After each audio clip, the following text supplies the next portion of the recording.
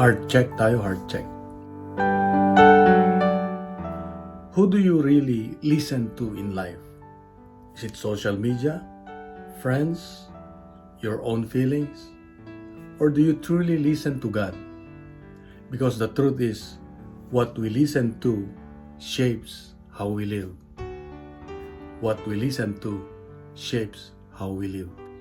In today's gospel, Jesus Christ described as the one who comes from above. He speaks the words of God and is filled with the Holy Spirit without measure. The gospel says, whoever believes in the Son has eternal life, but whoever disobeys the Son will not see life. Well, this is a strong message. It reminds us that believing in Jesus is not just about words. It is about listening and following Him. Listening and following Him. Sa totoo lang, maraming voices, many voices, ang nakaka-influence sa atin araw-araw. The voices we heard, the voices we hear, listen to daily affects our life. The opinion of others, the trends and culture, kung ano ang uso, diba? Personal desires, fears and doubts.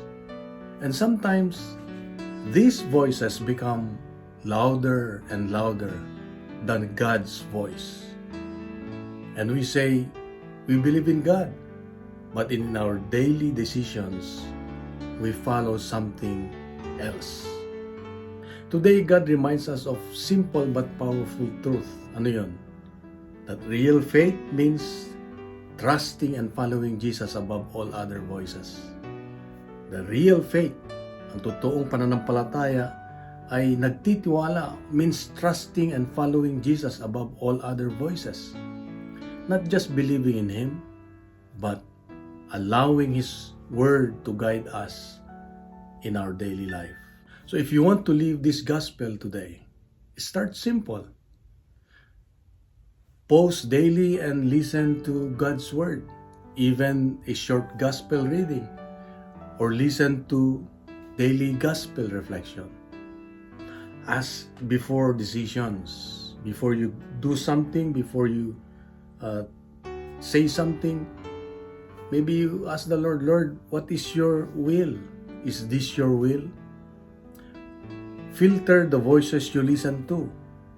Not everything deserves your attention. Hindi lahat ng pinapakinggan natin ay nakakatulong sa atin. Act on what God teaches you, kahit maliit na bagay. Because faith grows not only by hearing, but by living what we hear.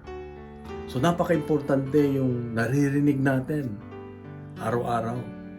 Kaya kung hindi na natin napapakinggan ang Diyos, wala nang puwang ang Diyos sa buhay natin, ano mangyayari sa atin? Kung galit ang nalagi mong naririnig, magkakaroon ka ng galit sa puso. Kung kasinungalingan ang lagi mong naririnig, well, kasinungalingan ang magiging buhay natin, buhay mo.